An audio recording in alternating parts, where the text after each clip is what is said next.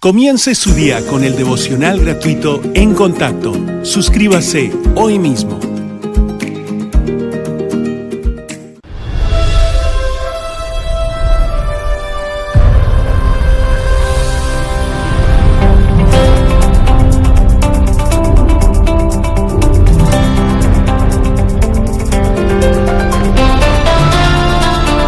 En Contacto, el Ministerio de Enseñanza del Dr. Charles Stanley. Alcanzamos al mundo con el Evangelio de Jesucristo por medio de una enseñanza bíblica sólida.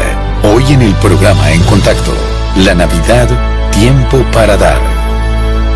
Navidad, la época más feliz del año. No solo es la más feliz del año, sino en especial la más feliz para todos los creyentes que sabemos que Jesucristo es nuestro Salvador personal. Eso no significa que no sea una época feliz para los no creyentes, porque creo que en su mayor parte lo es. Hay situaciones especiales en las que las personas han perdido a sus seres queridos, quizá en Navidad, o quizá no les quede mucha familia o ninguna, y así la Navidad a menudo puede ser una época de tristeza, dolor y pesar. Pero por lo general es la época más feliz del año y hay una razón para ello. Y al pensar en cómo celebramos los creyentes que vamos a la iglesia, por ejemplo, pues cantamos villancicos, vamos a las tiendas, compramos y envolvemos regalos y decoramos árboles y tenemos fiestas y compañerismo y festejamos y lo pasamos de verdad genial. ¿Y qué hay del resto del mundo? Hacen lo mismo, solo que dejan a Dios por fuera casi todo el tiempo. Piensan muy poco en Él y quizá no van a la iglesia, al menos la mayor parte. La cuestión es esta: ¿qué hace de la Navidad la época más feliz del año? Hay otras épocas que son quizá, en cuanto al clima, mucho mejores. ¿Por qué Navidad? Les diré por qué. Porque la Navidad es la época en la que las personas dan más que en cualquier otro tiempo del año. Hablamos de comercializar la Navidad y hablamos de que deberíamos hacerla más solemne y demás, y no hay duda al respecto. Y muchas personas no entienden de qué se trata la Navidad. Nunca comprenden cuál es su verdadero significado, pero es la celebración de ese momento, ese tiempo trascendental en la vida, ese tiempo crítico en la vida. Ese tiempo cuando Dios vino al mundo por medio de su Hijo Jesucristo a redimir a toda la humanidad mediante su cruz. De eso se trata esto. Y así, al pensar en la Navidad y en todo el comercialismo, decimos, la gente debería dejar de hacer esto. Bien, la verdad es que comprar regalos y dárselos a las personas que amamos, a las personas que agradecemos, personas que apreciamos, no hay nada de malo en eso. Pero hay personas que se exceden y en enero y febrero, al recibir su estado de cuenta, quizá desearían no haber sido tan generosas. Pero la verdad es que hay más para dar que solo algunas cosas físicas o cosas materiales. Pero este es un tiempo para dar. Es un tiempo muy especial para dar. Es lo que la Navidad significa para todos, que Jesucristo nos dio no solo lo mejor de sí, sino que dio su vida. Y quisiera hablar en este mensaje justo de eso, de la Navidad, tiempo para dar. Quisiera que me acompañe a Lucas capítulo 2. Y quisiera que veamos este relato. Lo hemos leído mil veces. Nunca pasa de moda. Porque es el corazón de lo que todos los creyentes en verdad creemos. Que Jesucristo de veras era Dios, que vino en carne humana para andar entre nosotros, mostrarnos la verdad, revelarnos la verdad, enseñarnos la verdad, morir en una cruz y hacer de esa verdad una realidad viva en las vidas de todos. Comencemos en el capítulo 2, versículo 1. Aconteció en aquellos días que se promulgó un edicto de parte de Augusto César que todo el mundo fuese empadronado. Este primer censo se hizo siendo Cirenio gobernador de Siria. E iban todos para ser empadronados, cada uno a su ciudad. Y José subió de Galilea, de la ciudad de Nazaret, a Judea, la ciudad de David, que se llama Belén, por cuanto era de la casa y familia de David, para ser empadronado con María su mujer, desposada con él, la cual estaba encinta. Estando ellos allí se cumplieron los días de su alumbramiento, y dio a luz a su hijo primogénito, y lo envolvió en pañales, y lo acostó en un pesebre, porque no había lugar para ellos en el mesón. Había pastores en la misma región que velaban y guardaban las vigilias de la noche sobre su rebaño. Y he aquí se les presentó un ángel del Señor, y la gloria del Señor los rodeó de resplandor, y tuvieron gran temor. Pero el ángel les dijo: no temáis, porque he aquí os doy nuevas de gran gozo, que será para todo el pueblo, que os ha nacido hoy en la ciudad de David un Salvador, que es Cristo el Señor. Esto os servirá de señal. Hallaréis al niño, envuelto en pañales, acostado en un pesebre. Y repentinamente apareció con el ángel una multitud de las huestes celestiales que alababan a Dios y decían: Gloria a Dios en las alturas, y en la tierra paz, buena voluntad para con los hombres. Sucedió que cuando los ángeles se fueron de ellos al cielo, los pastores se dijeron unos a otros: Pasemos pues hasta Belén, y veamos esto que ha sucedido y que el Señor nos ha manifestado. Vinieron pues apresuradamente, y hallaron a María y a José, y al niño acostado en el pesebre. Y al verlo, dieron a conocer lo que se les había dicho acerca del niño. Y todos los que oyeron se maravillaron de lo que los pastores les decían. Pero María guardaba todas estas cosas, meditándolas en su corazón. Y volvieron los pastores, glorificando y alabando a Dios por todas las cosas que habían oído y visto, como se les había dicho. ¡Qué historia!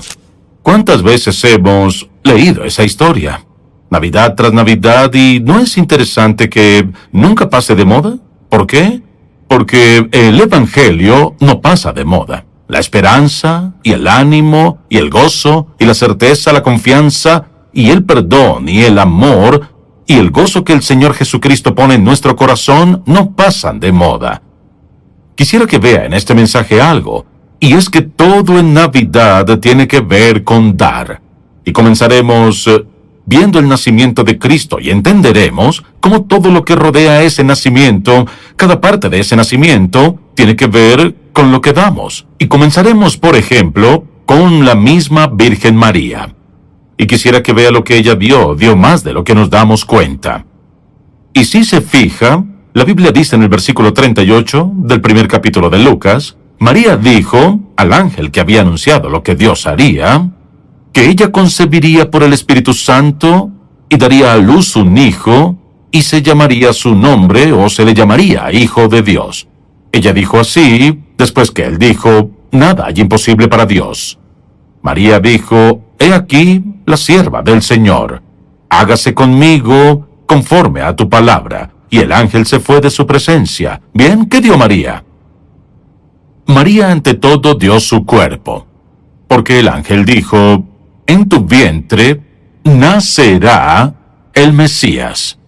Será llamado Hijo de Dios. Su nombre es Jesús.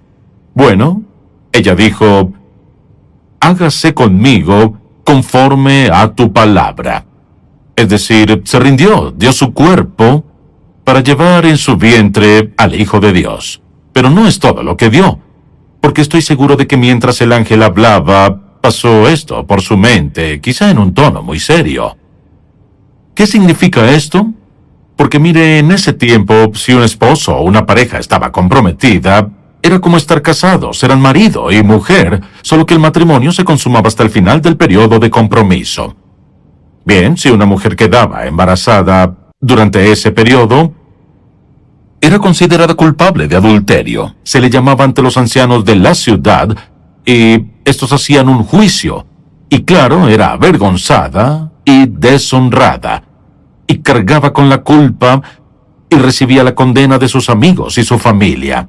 Y en especial María tendría que lidiar con este asunto de qué pensaría José, porque en su mente, decía ella, ¿qué pensaría él? Pues se habían comprometido y ahora sabía que quedaría embarazada. ¿Cómo explicarle eso a su esposo y decirle: te contaré lo que pasó? Este ángel vino a mí y me dijo que tendría un nacimiento milagroso. ¿Quién lo creería? Además, si les hubiera dicho eso a los ancianos de la ciudad, no lo habrían creído. ¿Un nacimiento milagroso? ¿Un nacimiento virginal? Eres culpable de adulterio. Y recordará en el capítulo 8 de Juan, cuando la mujer fue sorprendida en el acto de adulterio y fue llevada ante Cristo por los fariseos, los escribas y los saduceos. ¿Recuerdan lo que dijeron? Dijeron: Rabí, según la ley de Moisés, esta mujer sorprendida en el acto de adulterio es culpable de adulterio y según la ley de Moisés debe ser apedreada hasta morir. Imagínese todas las cosas que pasaron por la mente de María. Estuvo dispuesta a dar su cuerpo, pero les diré algo más que Dios puso su reputación en juego. Y mire, claro que sabemos que el ángel también le habló a José y él entendió. Pero cuando el ángel le habló a María, ella tuvo que lidiar con su reputación. Debía lidiar con lo que pasaría. ¿Qué diría la gente? ¿Qué pensarían? ¿Cómo responderían? ¿Qué pensaría José? Pero Dios se había encargado de eso. Quisiera que vea que antes de que Cristo siquiera naciera, dar era parte de ese nacimiento. Es interesante si notan lo que ocurre, que el ángel del Señor apareció a los pastores en el campo. ¿Y qué dio el ángel? El ángel dio la noticia del nacimiento del Mesías. Y noten cómo leímos hace un momento lo que pasó. Y he aquí se les presentó un ángel del Señor, y la gloria del Señor los rodeó de resplandor, y tuvieron gran temor. Cualquiera lo habría tenido. Pero el ángel les dijo: no temáis, porque aquí os doy nuevas de gran gozo. Mire, esto no fue solo un anuncio. Eran buenas nuevas de gran gozo, que sería gozo para todo el pueblo. ¿Y cuál noticia les dio? Dijo así, que os ha nacido hoy en la ciudad de David un Salvador, que es Cristo el Señor. Había una enorme expectación en aquellos días, y este ángel se apareció no a reyes y a reinas y a gobernantes, sino a un grupo de humildes pastores. Y nació en un lugar humilde, anunciado por un ángel del cielo a humildes pastores, diciendo: esto servirá de señal. Hallaréis al niño envuelto en pañales y acostado en un pesebre, y en un lugar donde se apacienta el ganado. Bueno, quisiera que noten que el ángel dio más que solo noticias. Dio, escuché, aliento, una sensación de consuelo, una conciencia asombrosa de que las profecías respecto a la venida del Mesías, todas esas profecías ahora se estaban cumpliendo en una noche, en un lugar, anunciadas a un pequeño y humilde grupo de pastores. Pudo haber sido a personas de cualquier lugar. ¿Por qué a los pastores? Porque si se fija a lo largo de la vida de Cristo, Él se identificaba con los pobres y los humildes, no con reyes, reinas y gobernantes. Y así, ¿qué pasa? Los pastores, cuando oyeron esto, ¿qué pasa? Las Escrituras dicen que de repente hubo una increíble aparición de esta multitud de huestes de ángeles celestiales, del ejército celestial de Dios, que alababan y decían: gloria a Dios en las alturas, y en la tierra paz, buena voluntad para con los hombres. Al usar la palabra paz, está en la paz de la reconciliación.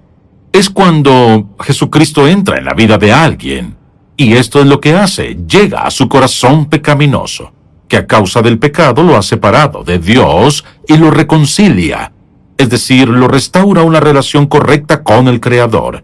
Y lo que el ángel decía era esto: el Mesías ha nacido y la reconciliación se ha iniciado.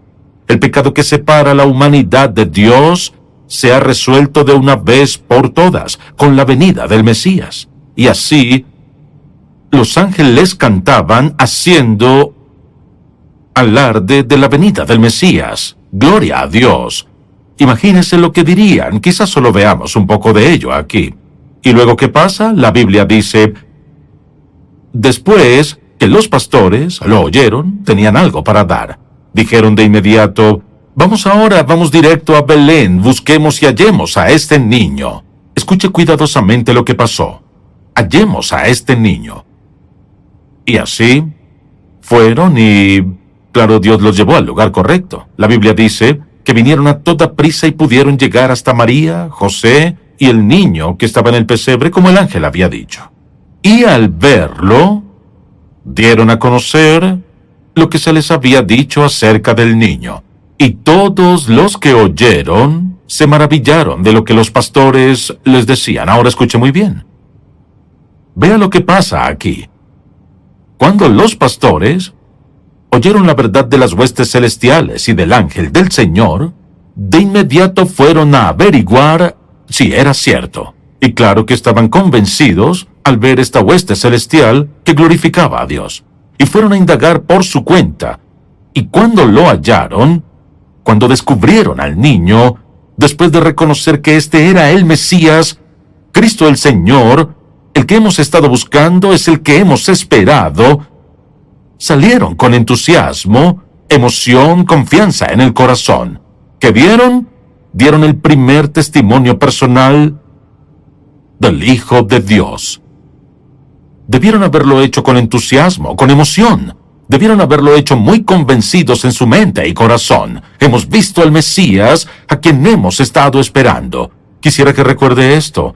Quisiera que recuerde la respuesta de quienes oyeron el testimonio personal, de quienes vieron primero al Mesías, y hágase esta pregunta.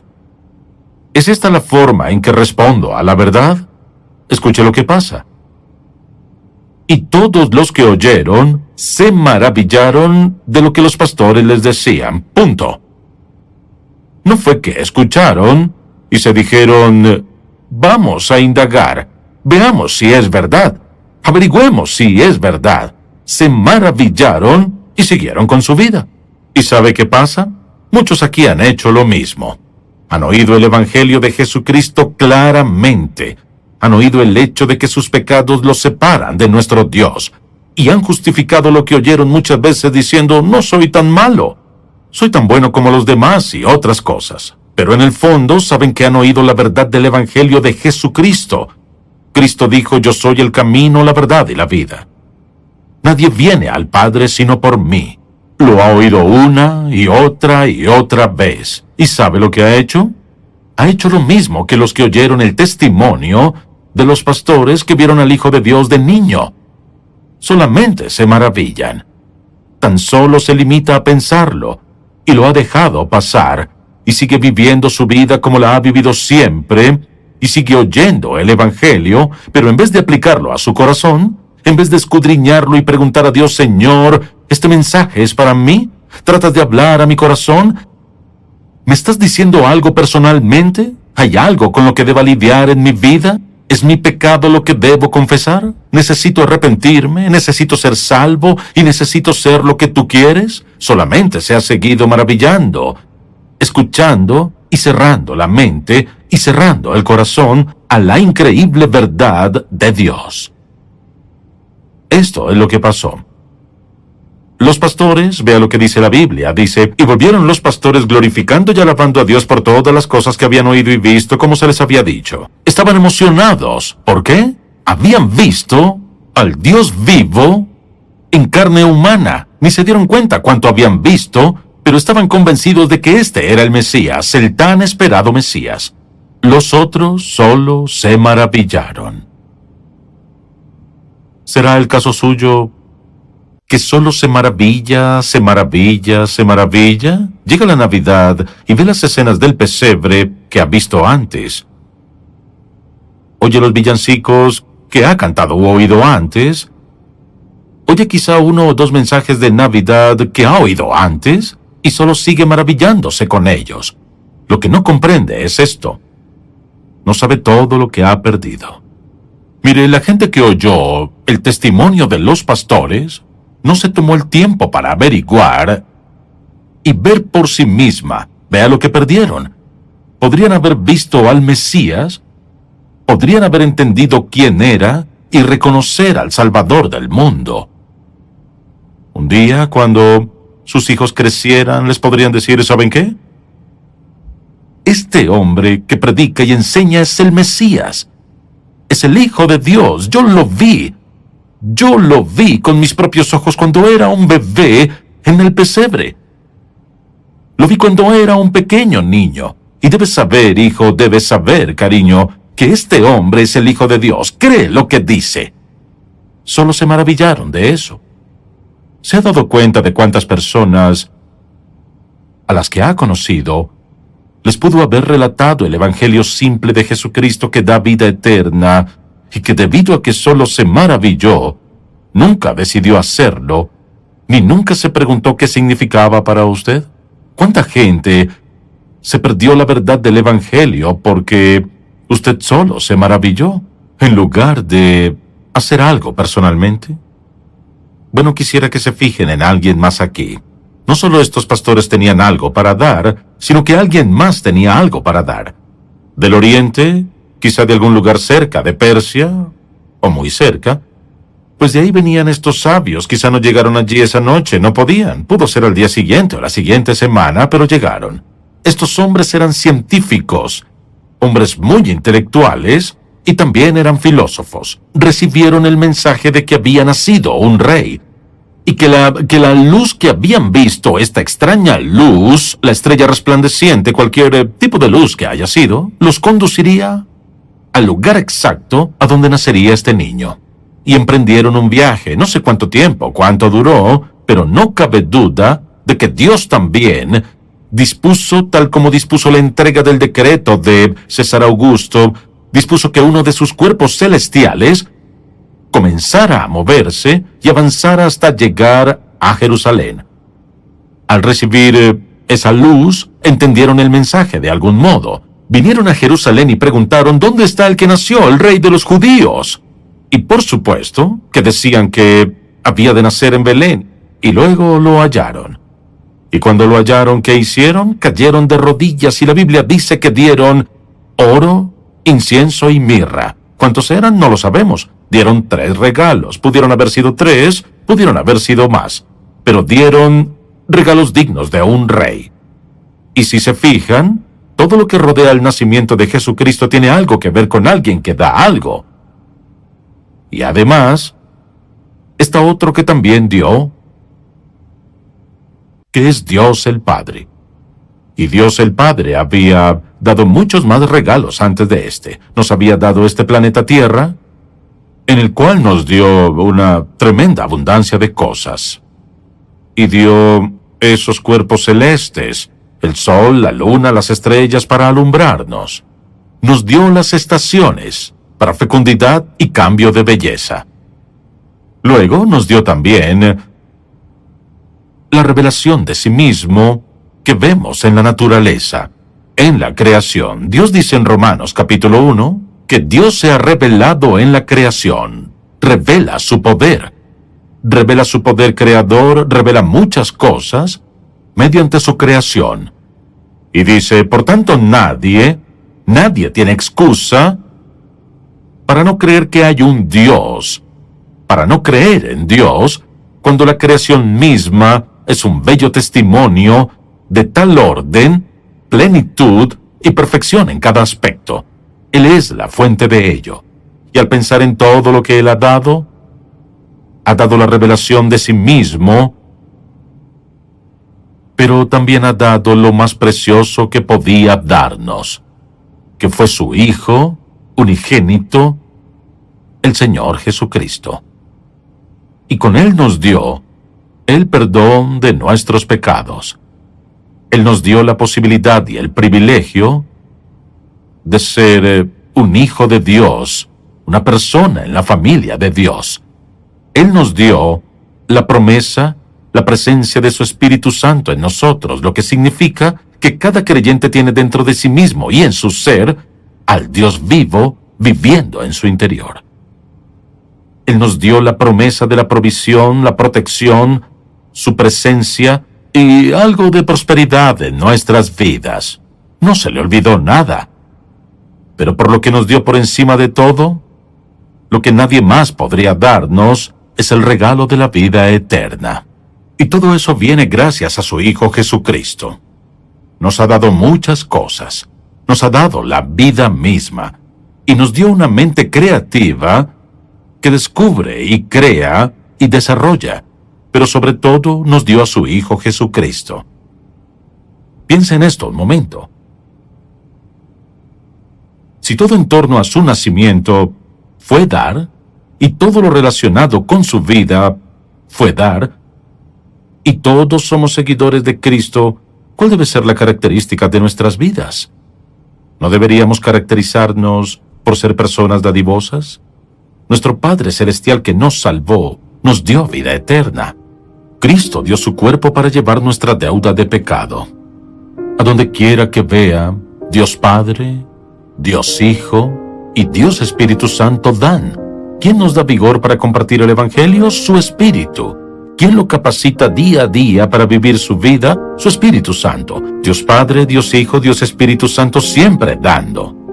¿Es demasiado pedir entonces que andemos como Él anduvo, es decir, como dadores? Y aquí está la pregunta definitiva. ¿Está dispuesto a darle lo que le piden? No es algo que se envuelva en una caja, con moños y etiquetas, sino algo en su interior que Él quiere. ¿Le daría a Cristo lo que le está pidiendo de su vida hoy?